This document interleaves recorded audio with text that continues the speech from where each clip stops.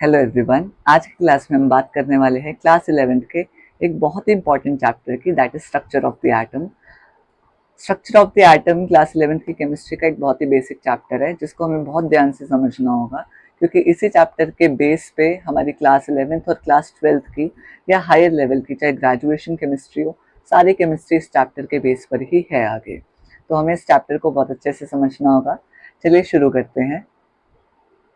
जब भी हम एटम की बात करते हैं तो हमारे दिमाग में बहुत सारे ख्याल आते हैं। हम सोचते हैं एटम कैसा दिखता होगा।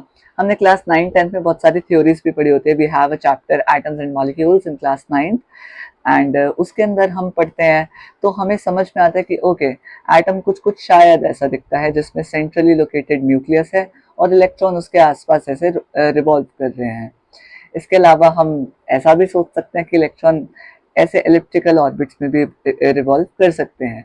तो ये बहुत सारी चीज़ें हम क्लास 9th में पढ़ के आते हैं, क्लास 10th में पढ़ के आते हैं, और जैसे क्लास 11th के अंदर हम एंटर करते हैं तो हमारे दिमाग में एटम की यही इमेज होती है। लेकिन this is not the correct image of atom.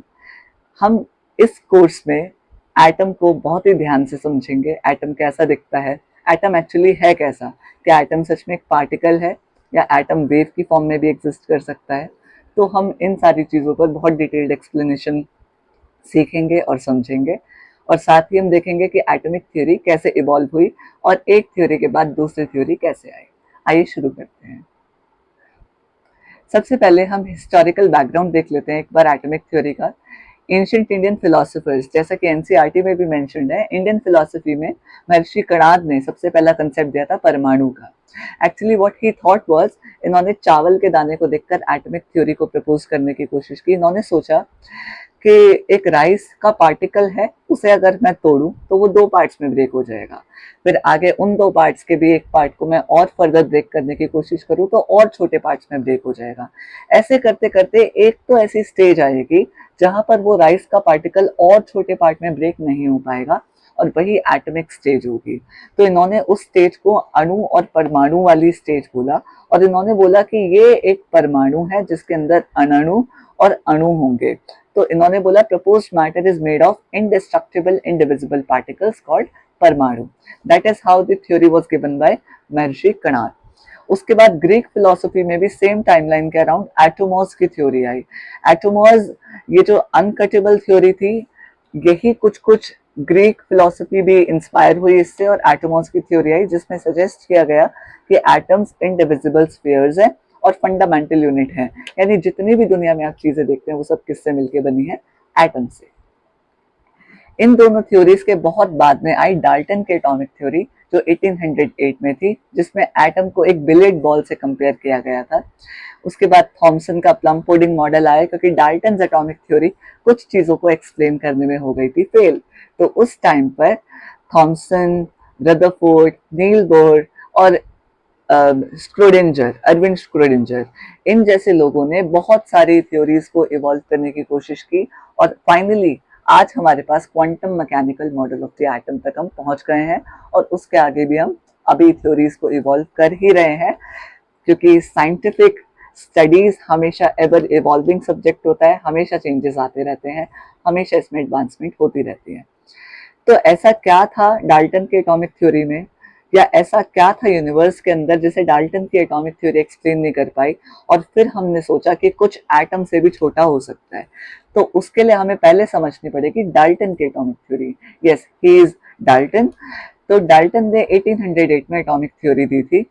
Dalton एक ब्रिटिश स्कूल टीचर थे। इन्होंने एटम को डिफाइन किया कि ये एटम जो है अल्टीमेट अनडिविजिबल पार्टिकल है, इनडिविजिबल पार्टिकल है मैटर का, इससे छोटा और कुछ नहीं हो सकता। डाल्टन एटॉमिक थ्योरी के बहुत सारे सक्सेस भी थे। अब मेजर सक्सेस में सबसे पहला तो आता है लॉ ऑफ कंजर्वेशन ऑफ मास। हम सभी जानते हैं in this universe mass is conserve, that is mass can neither be created not be destroyed. तो इन्होंने कहा ठीक है, चाहे कोई कितनी भी बड़ी चीज है उसके अंदर भी क्या है, छोटे छोटे एटम्स हैं। हर एक चीज एटम से ही मिलकर बनी है, और एटम ही इस यूनिवर्स का बिल्डिंग ब्लॉक है। लॉ ऑफ कांस्टेंट कॉम्पोजिशन, ये भी इन्होंने बड़े इजीली एक्सप्लेन कर दिया कि जितने भी मॉलिक्यूल्स हैं या जितने भी कंपाउंड हैं उनका कॉम्पोजिशन यानी वो कैसे बन रहे हैं वो कांस्टेंट रहता है। और लॉ ऑफ मल्टीपल प्रोपोर्शन, यानी किस रेशियो में मॉलिक्यूल्स कंबाइन करते हैं वो भी कांस्टेंट रहता है। लेकिन इस डाल्टन के एटॉमिक थ्योरी के कुछ फेलियर्स थे जिसकी वजह से साइंटिस्ट आगे सोचने पर मजबूर हो गए कि एटम से भी, अगर ये एटम है तो इस एटम के अंदर भी कुछ हो सकता है, एटम से छोटा भी कुछ हो सकता है। तो क्या फ्लॉस थे, क्या फेलियर्स थे, उसे समझते हैं कि ये बहुत सारे फिजिकल एक्सपेरिमेंट को एक्सप्लेन नहीं कर पाई थी। इसके एविडेंस क्या है? फॉर एग्जाम्पल, ग्लास या इबोनाइट की रॉड को जब हम किसी सिल्क क्लॉथ से रब करते हैं तो हमें पता है वो इलेक्ट्रिकली चार्ज हो जाती है। इसका एक और एग्जाम्पल अगर मैं आपको देने की कोशिश करूं तो आपने कभी कभी देखा होगा, जब हम छोटे होते थे बचपन में स्केल या रूलर लेके प्लास्टिक का उसे अपने सर पर रब करते थे, और रब करने के बाद जब हम पेपर के छोटे छोटे पीसेस के पास उस रूलर को लाते थे तो वो रूलर उन पेपर के पीसेस को क्या कर लेता था? अट्रैक्ट। तो ऐसे कुछ फिजिकल एक्सपेरिमेंट्स को ये थ्योरी एक्सप्लेन नहीं कर पाई थी कि ऐसा क्यों होता है, क्यों एक मैटर दूसरे मैटर को अट्रैक्ट कर रहा है, क्या एटम के अंदर भी कुछ ऐसा है जो उसको किसी चीज के टुवर्ड्स अट्रैक्शन या रिपल्जन के लिए केपेबल बनाता है।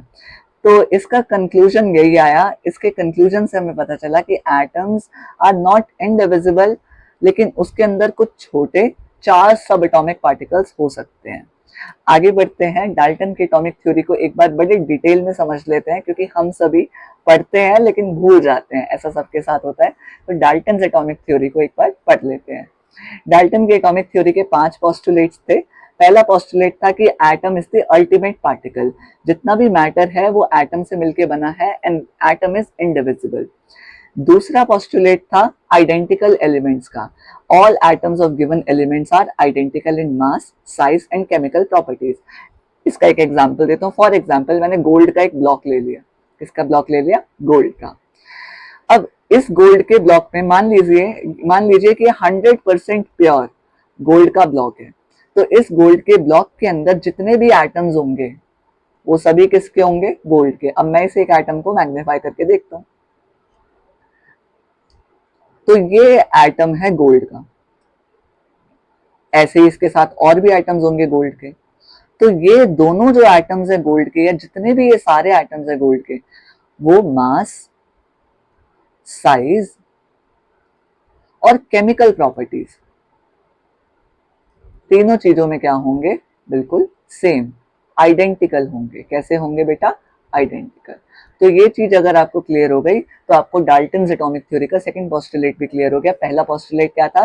कि एटम से छोटा कुछ नहीं होता, atom is the smallest indivisible particle that exist in this universe.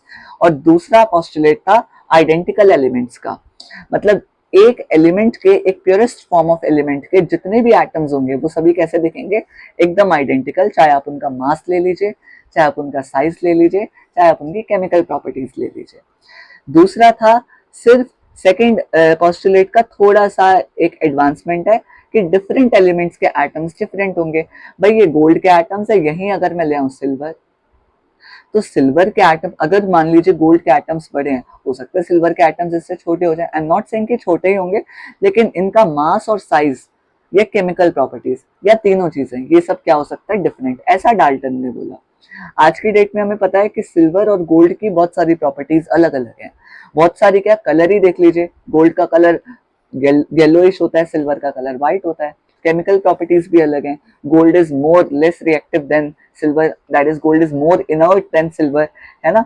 तो ये सारी चीजें हमें पता चल गई थी डाल्टन की एटॉमिक थ्योरी से, और डाल्टन की एटॉमिक थ्योरी ने ये सारी चीजें एक्सप्लेन कर दी थी। तो पहला पॉइंट था कि एटम इज इंडिविजिबल। दूसरा पॉइंट था कि सेम एलिमेंट के एटम्स सेम होंगे मास, साइज और केमिकल प्रॉपर्टीज में। तीसरा पॉइंट है कि डिफरेंट एलिमेंट्स के एटम्स डिफरेंट होंगे, उनकी केमिकल प्रॉपर्टीज भी अलग हो सकती हैं, उनका मास भी अलग होगा, उनका साइज भी डिफरेंट हो सकता है। चौथा पॉइंट है कंपाउंड फॉर्मेशन, और ये बड़ा ही इंपॉर्टेंट पॉइंट है। कंपाउंड्स कैसे बनते हैं? Compounds are formed when atoms of different elements combine in fixed simple whole number ratios। तीन चीजें, fixed, simple and whole number के रेशियोज में। मतलब मान लीजिए दो एटम्स हैं हाइड्रोजन के और एक एटम है ऑक्सीजन का। ये तीनों एटम्स मिलके क्या बना लेते हैं? वाटर का मॉलिक्यूल।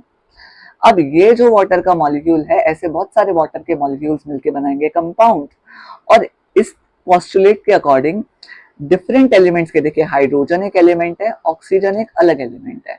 तो ये जो डिफरेंट एलिमेंट्स के एटम्स हैं, ये फिक्स्ड सिंपल होल नंबर के रेशो में कंबाइन करते हैं। अब किस रेशो में कंबाइन कर रहे हैं, अगर हम बायोमास देखें तो यहाँ पर, अच्छा चलिए फॉर्मूला लिखते हैं, वाटर का क्या है H2O, तो इसके अंदर 2 हाइड्रोजन 1 ऑक्सीजन है। रेशो निकालते हैं, बाय मास अगर हम रेशो निकालें, क्या बाय मास, बाय मास अगर हमने रेशो निकाला तो एक हाइड्रोजन आइटम का मास कितना होता है 1, तो 2 का कितना हो जाएगा 2, और एक ऑक्सीजन आइटम का मास कितना होता है 16, 16 ही होता है। तो अब हम जब इसको सिंप्लीफाई करेंगे तो मिल जाएगा 1:8। तो ये जो रेशो है, ये सिर्फ इसी मॉलिक्यूल में नहीं, ये हर एक मॉलिक्यूल में मेंटेन रहेगा। और ये सिर्फ पानी, इसी पानी में नहीं, आप दुनिया में कहीं से भी वाटर ले आइए, वहां पर वाटर और ऑक्सीजन का, हाइड्रोजन और ऑक्सीजन का बाय मास रेशो यही रहेगा कॉम्बिनेशन का। तो ये था third point. Fourth point, fifth point is chemical reaction. Obviously chemistry पढ़ रहे हैं तो केमिकल रिएक्शंस तो हमें पढ़नी पड़ेंगी और बहुत इंटरेस्टिंग भी होती हैं। तो chemical reactions involve only the separation, combination और rearrangement of atoms. Atoms are neither created not destroyed. और ये जो स्टेटमेंट है ना, atoms are neither created not destroyed, इसी से आगे जाके बन गया law of conservation of mass. I hope I am making sense and things are being clear to you. तो केमिकल रिएक्शंस के अंदर क्या होगा, सिर्फ एटम्स रीअरेंज हो सकते हैं, आयंस रीअरेंज हो सकते हैं, एटम्स एक जगह को छोड़कर दूसरी जगह जा सकते हैं, सेपरेट हो सकते हैं, कंबाइन हो सकते हैं, रीअरेंजमेंट हो सकता है। लेकिन एटम्स, ऐसा नहीं हो सकता कि कोई नया एटम क्रिएट हो जाए या कोई एटम डिस्ट्रॉय हो जाए, गायब हो जाए बिल्कुल, ऐसा कभी नहीं होगा। केमिकल रिएक्शंस के अंदर हमेशा एटम्स कंजर्व्ड रहेंगे। तो ये 5 पोस्टुलेट थे डाल्टन के एटॉमिक थ्योरी के। अब इसने कहीं भी सब एटॉमिक पार्टिकल्स की बात नहीं की, लेकिन साइंटिस्ट के दिमाग में सब एटॉमिक पार्टिकल्स के बारे में कैसे ख्याल आया, वो हमने डाल्टन के एटॉमिक थ्योरी के फ्लॉज में पढ़ा। क्या थे वो फ्लॉज, कि ये जो फिजिकल एक्सपेरिमेंट थे ना, जैसे ये रूलर और चार्ज पार्टिकल का एक्सपेरिमेंट था, ये मैंने आपको बताया पेपर वाला, तो इन चीजों को ये थ्योरी एक्सप्लेन नहीं कर पा रही। इसका मतलब पक्का पक्का एटम से भी कुछ छोटा है, या एटम के अंदर भी कुछ ऐसा है जो दो एटम्स को या तो अट्रैक्ट करवा सकता है या दो एटम्स को रिपेल करा सकता है। तो यहां से शुरुआत हुई थ्योरीज ऑफ सब एटॉमिक पार्टिकल। अब जो पहली थ्योरी थी वो किस बेसिस पर दी गई थी, देखिए साइंटिफिक स्टडीज हमेशा ग्रेजुअली डेवलप होती है, मैंने स्टार्टिंग ऑफ द लेक्चर में भी बताया। और ये जो साइंटिफिक स्टडीज हैं, ये कैसे डेवलप हुई, देखिए ये जो साइंटिस्ट आप देख रहे हैं, he is sir Michael Faraday. Michael Faraday ने क्या किया, माइकल फैराडे ने किया cathode ray discharge tube experiment. कब, 18, ये जो डिस्चार्ज ट्यूब एक्सपेरिमेंट है किया गया 1850s में। अब माइकल फैराडे सर ने, हे सर माइकल फैराडे, इन्होंने जो एक्सपेरिमेंट इन्होंने किया cathode ray discharge tube experiment in 1850s। इन्होंने क्या किया, अच्छा पहले तो हमें समझना पड़ेगा कैथोड क्या होता है, एनोड क्या होता है, रे डिस्चार्ज क्या होता है, क्या होता है, ये सारी चीजें हमें पढ़नी पड़ेंगी। तो देखिए, अगर आपको याद हो, कैथोड, कटायंस, एनोड, अनायंस, ये सब चीजें क्या होती हैं, इलेक्ट्रोकेमिस्ट्री की बात नहीं कर रहे अभी। कैथोड और कटायंस, कटायंस क्या होते हैं, positively charged ions are called cations.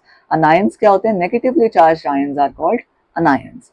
अब अनायंस जाएंगे एनोड की तरफ और कटायंस जाएंगे कैथोड की तरफ।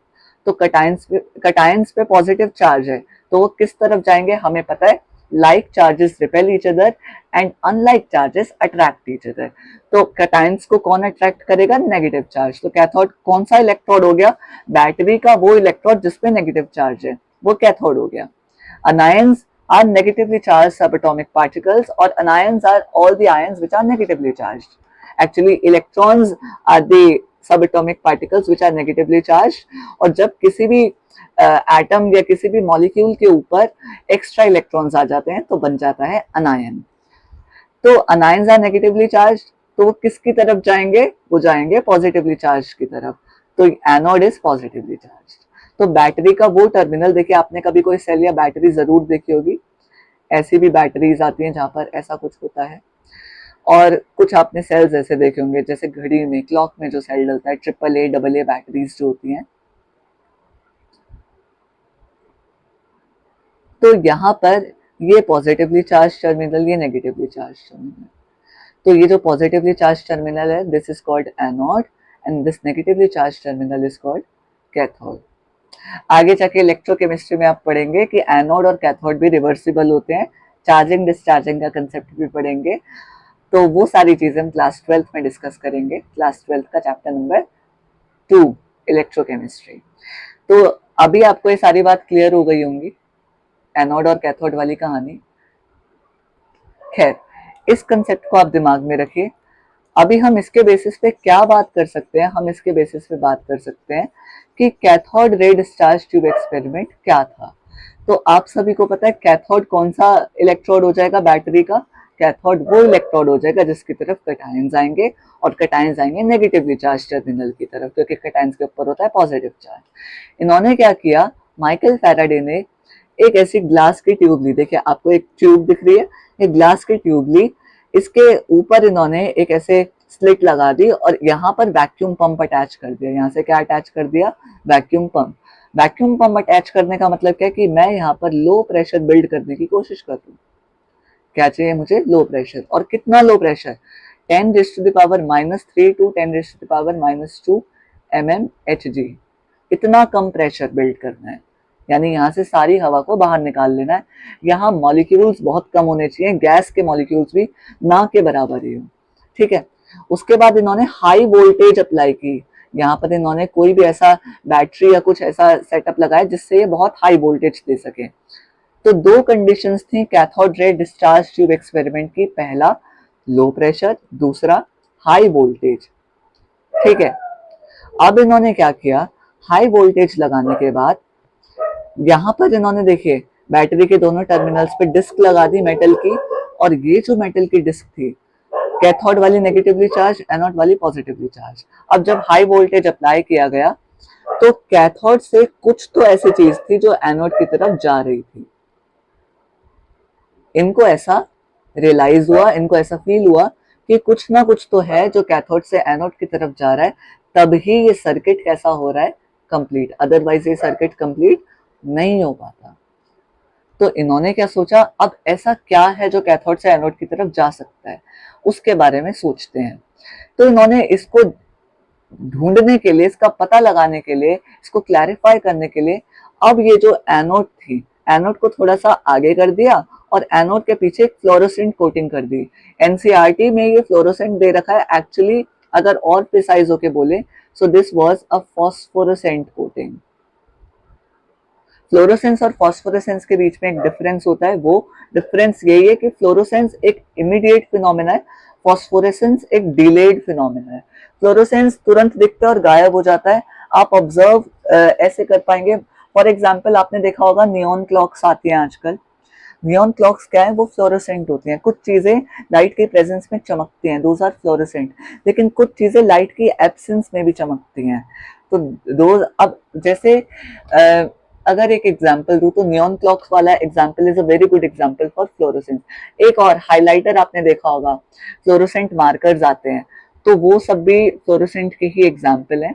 तो आप मुझे लगता है रिलेट कर पा रहे होंगे। फॉस्फोरेसेंस का मतलब क्या होता है, फॉस्फोरेसेंस थोड़ा सा डिलेड फिनोमेना है। इसमें आपको जो, मान लीजिए जैसे पार्टिकल अगर इस स्क्रीन पे स्ट्राइक कर रहा है और ये ग्लो करेगी, तो ये थोड़ी देर तक ग्लो करती रहेगी, थोड़ा डिलेड फिनोमेना है। अगर ये फ्लोरोसेंस होता तो ये बस ग्लो करते ही बुझ जाता, आप ऑब्जर्व ही नहीं कर पाते, ठीक है। तो ये फॉस्फोरेसेंट कोटिंग होती है किसकी, जिंक सल्फाइड की। अब इन्होंने क्या किया, एनोड के पीछे जिंक सल्फाइड की कोटिंग कर दी, और जिंक सल्फाइड की कोटिंग करने का सोल रीजन, सोल पर्पस यही था कि कैथोड से कुछ तो ऐसी चीज निकल रही है जो एनोड की तरफ जा रही है, जो सर्किट को कंप्लीट कर रही है, और कैथोड से वो चीज निकल रही है।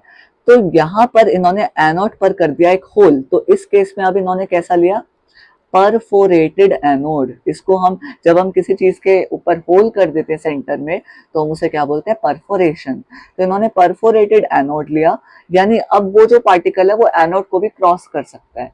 तो एनोड को कुछ पार्टिकल्स क्रॉस कर गए, और यहाँ पर जो जिंक सल्फाइड की कोटिंग थी वो एकदम ग्लो करने लगी, क्योंकि उस पर पार्टिकल स्ट्राइक कर रहे हैं। ऐसा समझिए कि ये कैथोड है, ये एनोड है, एनोड के बीच में होल है, कैथोड से कुछ, या ये कनेक्टेड है ये नेगेटिव टर्मिनल से पॉजिटिव टर्मिनल से। अब एनोड के पीछे यहाँ पर जिंक सल्फाइड की कोटिंग कर रखी है। जैसे जैसे यहाँ से पार्टिकल स्ट्राइक करेंगे वैसे वैसे यहाँ पर ग्लो करेगा। क्या करेगा ये? ग्लो। तो ये कोटिंग ग्लो करने लगती है और इससे हमें पता चला कि ठीक है, जो बात हम सोच रहे थे कि कुछ पार्टिकल्स हैं जो कैथोड से एनोड की तरफ जा रहे हैं और सर्किट को कंप्लीट कर रहे हैं इन the presence of very low pressure and high voltage, तो वो बात सच है। और ये कैसे प्रूव हुआ? इसके ग्लो करने से। अब हमें पता ये लगाना था कि वो पार्टिकल्स हैं कैसे, उन पे चार्ज कैसा है, क्या वो पॉजिटिवली चार्ज्ड है, क्या वो नेगेटिवली चार्ज्ड है। तो ये सारी चीजें वेरीफाई करने के लिए अब यहाँ से शुरू होती है कहानी सब एटॉमिक पार्टिकल्स की। एक चीज तो प्रूव हो गई कि एटम से छोटा भी कुछ है, क्योंकि यहाँ पर कैथोड के एटम्स में से, कैथोड किसी मेटल का ही बना होगा ना, एनोड भी किसी मेटल का बना होगा, कैथोड पे नेगेटिव चार्ज है, तो कैथोड के मेटल में से कुछ ऐसी चीज निकल रही है जिसपे कुछ तो चार्ज है जो कि वो एनोड की तरफ जा रही है, और एनोड को भी क्रॉस करके अगर आगे जाती है तो जिंक सल्फाइड की स्क्रीन ग्लो करने लगती है। आगे बढ़ते हैं। आपके एनसीईआरटी में क्या दे रखा है, इस एक्सपेरिमेंट के रिजल्ट्स को कैसे समराइज किया हुआ है। पहला पॉइंट है, पहला रिजल्ट का पॉइंट क्या है? The cathode rays start from cathode and move towards the anode. तो ये जो अभी हमने बोला कि पार्टिकल्स ट्रैवल कर रहे हैं, इसको माइकल फैराडे ने नाम दिया कैथोड रेज। क्या नाम दिया? Cathode rays. और कैथोड रेज कहां से कहां ट्रैवल करते हैं? Cathode rays starts from cathode and terminate at anode. ठीक है, पहला पॉइंट यही है। दूसरा पॉइंट क्या है? These rays themselves are not visible. ये अभी मैंने आपको बताया कि ये रेज आपको दिखेंगी नहीं, but their behaviour can be observed with the help of certain kind of materials. वो फ्लोरोसेंट और फॉस्फोरेसेंट दोनों हो सकता है, और जिंक सल्फाइड के केस में हमने क्या यूज किया? Phosphorescent material which glows when hit by them, जो कि क्या करता है? ग्लो करता है जब ये मटेरियल उसे हिट करता है, यानी ये पार्टिकल्स जब उसे हिट करते हैं, यानी कैथोड रे जब जिंक सल्फाइड के मटेरियल को हिट करेगी तो वो ग्लो करता है। और ये और कहाँ यूज होता है? Television picture tubes are cathode ray tubes.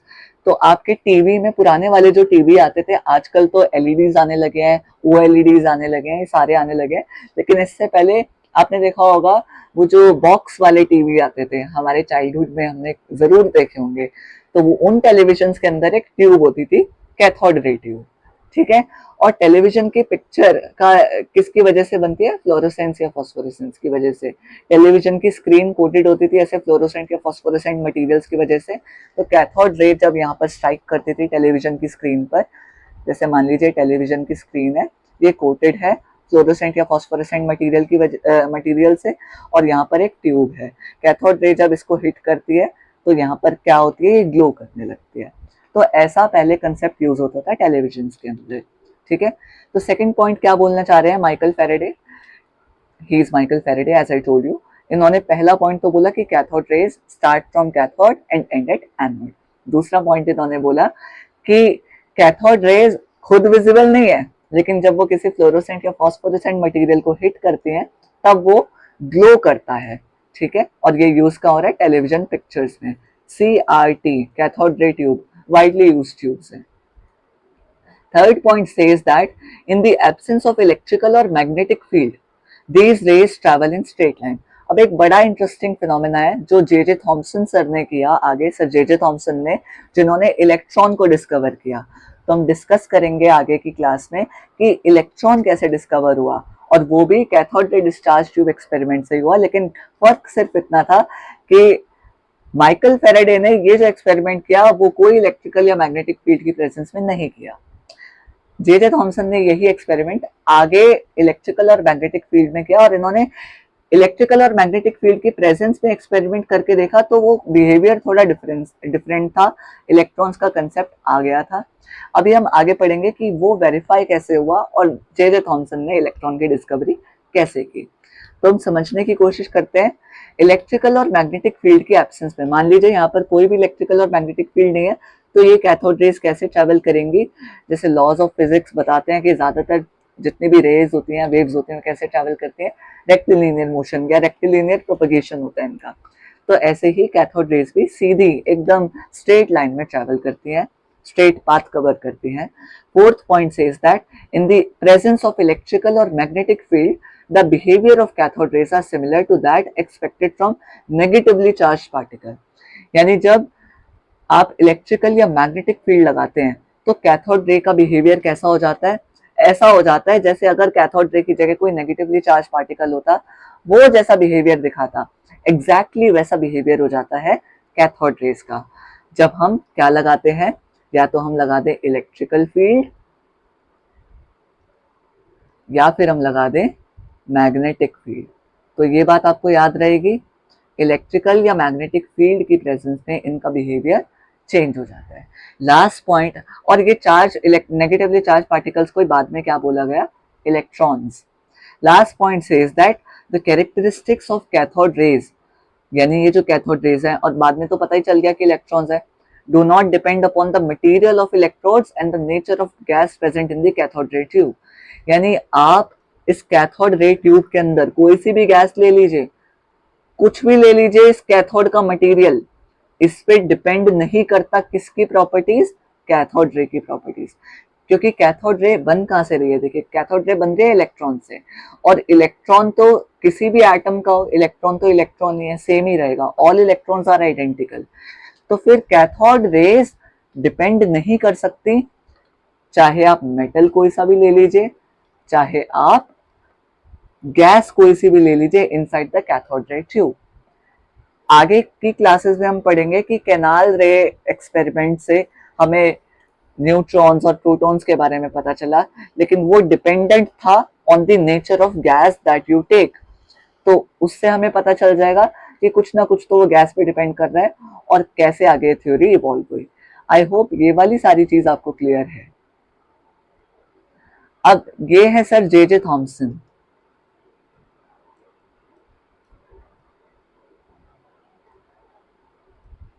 इन्होंने इसी एक्सपेरिमेंट को आगे कंटिन्यू किया, और इन्होंने क्या किया, इन्होंने, अब देखिए ये बिल्कुल आपको कैसा लग रहा है, कोनिकल फ्लास्क की तरह लग रहा है, कुछ कुछ ऐसा ही इन्होंने कैथोड रे डिस्चार्ज ट्यूब को बनाया, ग्लास की जो डिस्चार्ज ट्यूब ये बनाते थे उसकी इन्होंने शेप चेंज कर दी।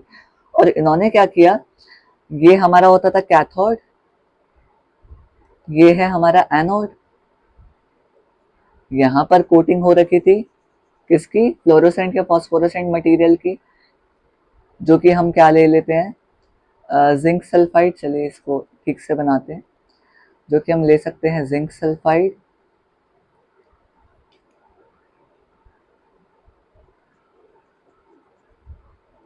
ठीक है, अब उसके बाद क्या हुआ, high voltage low pressure, pressure एकदम कम कर दिया, यहाँ से वैक्यूम पंप लगा दिया, और यहाँ पर ये नेगेटिवली चार्ज, ये पॉजिटिवली चार्ज, और क्या लगा हुआ है, बहुत ज़्यादा हाई वोल्टेज। ये क्या है बेटा, हाई वोल्टेज। अब फिर से सेम कहानी शुरू हुई, एनोड को बीच में होल कर दिया, एनोड के परफोरेटेड एनोड लिया, और यहाँ पर इन्होंने दो चीजें की। पहली चीज कि इन्होंने एक तो इसको इलेक्ट्रिकल फील्ड की प्रेजेंस में स्टडी किया, दूसरा मैग्नेटिक फील्ड, और तीसरा दोनों की प्रेजेंस में भी स्टडी किया। तो हुआ क्या क्या ये देखते हैं। ऑब्वियसली हमें पता है कैथोड से एनोड की तरफ जाने वाले कुछ पार्टिकल्स या रेज निकलेंगी जिनका नाम है कैथोड रे, एनोड के बीच के होल को क्रॉस करती हुई जाएंगी, यहाँ पर स्ट्राइक करेंगी। तो अभी तो यहाँ पर स्ट्राइक करी, ये वाला पार्ट करा ग्लो, मान लीजिए इस पार्ट का नाम मैं दे देता हूँ ए। लेकिन अब जब इन्होंने इलेक्ट्रिकल फील्ड लगा दी, इलेक्ट्रिकल फील्ड बाहर से लगाई, तो ऐसा समझ लीजिए यहाँ पर पॉजिटिवली चार्ज प्लेट लगा दी, यहाँ पर नेगेटिवली चार्ज प्लेट, और ये फिर आपस में जुड़ी हुई थी। ऑब्वियसली इलेक्ट्रिकल फील्ड है तो ऐसे ही लगी होगी। और अभी इस कनेक्शन को मैंने आपको दिखा दिया कैसे जुड़ा हुआ होगा, अभी मैं इस वायर्स को हटा देता हूँ, तो ऐसे समझ लेते हैं ये वायर्स आपस में जुड़ी हुई। अब क्या हुआ, ये जो, अब देखिए अब वाला केस में डिपिक्ट कर देता हूँ, बाद में क्या हो रहा है, अब ब्लू कलर से यहाँ से कैथोड रे आई बनी, लेकिन अब क्योंकि नेगेटिवली चार्ज पार्टिकल की तरह बिहेव कर रही थी, कैसे पता चला कि इलेक्ट्रिकल फील्ड की प्रेजेंस में ये थोड़ा डेविएट हो गई, इनका पाथ चेंज हो गया, और ये किस तरफ चली गई, पॉजिटिवली चार्ज प्लेट की तरफ, और यहाँ से ग्लो करने लगी। तो यहाँ पर जो स्क्रीन ग्लो करी, मैंने उस रीजन को नाम दे दिया बी। अब मान लेते हैं कि हमने एक मैग्नेटिक फील्ड भी लगा दी, इलेक्ट्रिकल फील्ड हटा दी, मैग्नेटिक फील्ड लगा दी, तो मैग्नेटिक फील्ड लगा देते हैं, उसको मैं डिपिक्ट कर देता हूँ डार्क ब्लू कलर से, या हाँ डार्क ब्लू कलर से दिखा देते हैं। तो यहाँ से फिर से रेज आई, मैग्नेटिक फील्ड हमने कैसे लगाई, मान लीजिए यहाँ पर नॉर्थ नॉर्थ पोल लगा दिया मैग्नेट का, और पीछे लगा दिया साउथ पोल, ठीक है। अब क्या हुआ, मैग्नेटिक फील्ड ओरिजिनेट होंगी from north to south pole, और ये आपने क्लास 10th के अंदर मैग्नेटिज्म में बहुत अच्छे से पढ़ रखा है कि इसमें कौन सा रूल फॉलो होता है, इसमें कौन सा रूल फॉलो होता है, जब हमें चार्ज पार्टिकल के ऊपर पता लगाना होता है कि उसका उस पे फोर्स किस तरफ लगेगा, यहाँ पर फॉलो होता है Fleming's left hand thumb rule या फिर राइट हैंड पाम रूल, दोनों ही रूल आप यूज करते हैं। तो यहाँ पर क्या होगा, अब जब यहाँ पर कैथोड रेज बनी, वो as per the Fleming's left hand thumb rule किधर की तरफ डेविएट हो गई, नीचे की तरफ। अब ये वाला पार्ट ग्लो करने लगा। और एक और इंटरेस्टिंग चीज बताता हूँ, जब मैग्नेटिक फील्ड की स्ट्रेंथ, मैग्नेटिक फील्ड को हम डिपिक्ट करते हैं बी वेक्टर से, और इलेक्ट्रिक फील्ड की स्ट्रेंथ जिसे हम डिपिक्ट करते हैं ई वेक्टर से, जब इन दोनों की स्ट्रेंथ सेम हो गई, when magnetic field was equals to electric field at this point of time, क्योंकि कैथोड रे पर अब कोई नेट, और देखिए ये क्या है, ये दोनों आपस में परपेंडिकुलर हैं। अभी ये मैं आपको एक एनिमेशन से भी दिखाऊंगा। मान लीजिए ऐसा है, अगर इलेक्ट्रिक फील्ड ऐसे लगी हुई है, तो मैग्नेटिक फील्ड ऐसे लगी हुई है कि नॉर्थ पोल इधर है और साउथ पोल इसके पीछे की तरफ है यहाँ पर। तो ये बात आपको क्लियर हो गई होगी। तो ये आपस में दोनों क्या है, परपेंडिकुलर। ये वाली अगर ऐसे है तो ये ऐसे है, these are perpendicular to each other. I hope I am able to make sense. Diagram से अभी अगर इतना क्लियर नहीं हो रहा है तो आपको एनिमेशन से बहुत क्लियर हो जाएगा। अभी एनिमेशन देखेंगे।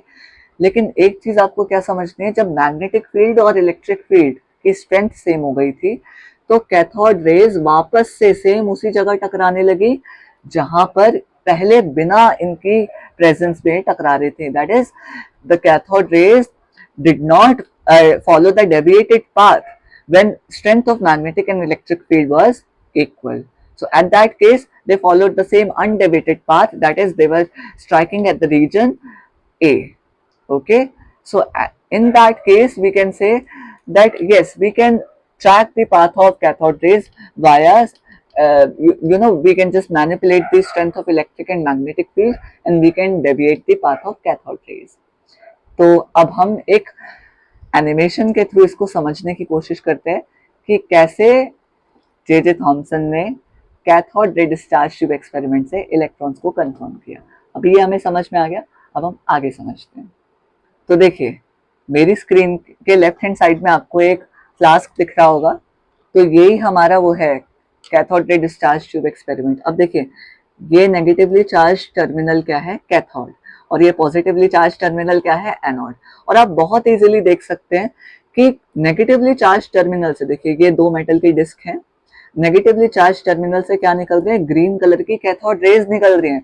कुछ तो ऐसा निकल रहा है जो एनोड की तरफ जा रहा है। और देखिए पॉजिटिवली चार्ज टर्मिनल जो कि एनोड है, अगर आपको यहाँ से दिख रहा हो कि यहाँ पर क्या है, परफोरेशन है, एक बहुत छोटा सा होल है, और इस होल से ये जो कैथोड रेज है वो पास कर रही है और ग्लो कर रहा है, और ये वाला जो रीजन है यहाँ पर स्ट्राइक कर रही है।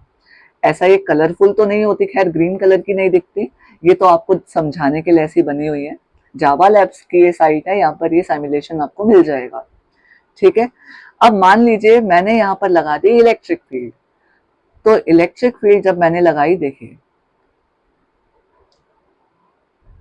ऐसे समझ लीजिए, ऐसा ही हमने डायग्राम बनाया था। देखिए इलेक्ट्रिक फील्ड लगाई, ऊपर पॉजिटिव प्लेट है, नीचे नेगेटिव प्लेट है। मैंने क्या बताया था, cathode rays behaved as if they were negatively charge particles. तो negative will go towards the positive as per the law of nature कि like charges repel each other, unlike charges attract each other।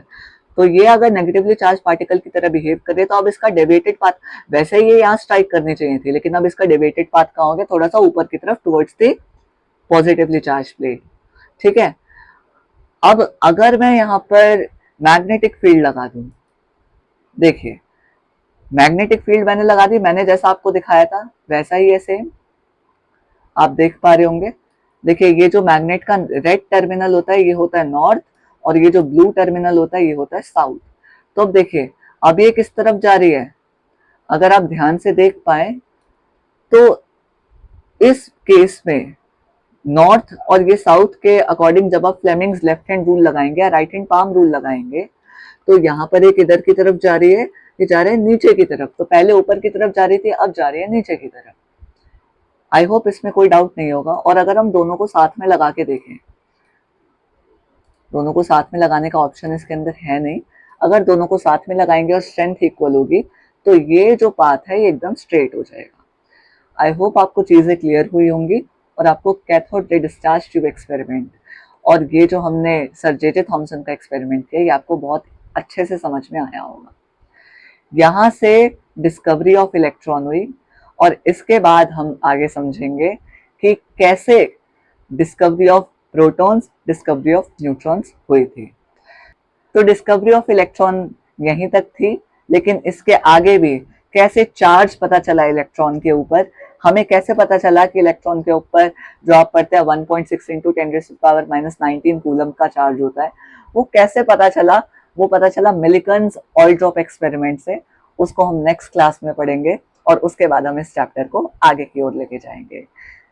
तो ये chapter बहुत ही interesting है। आगे के lectures में मिलते हैं। Thank you very much.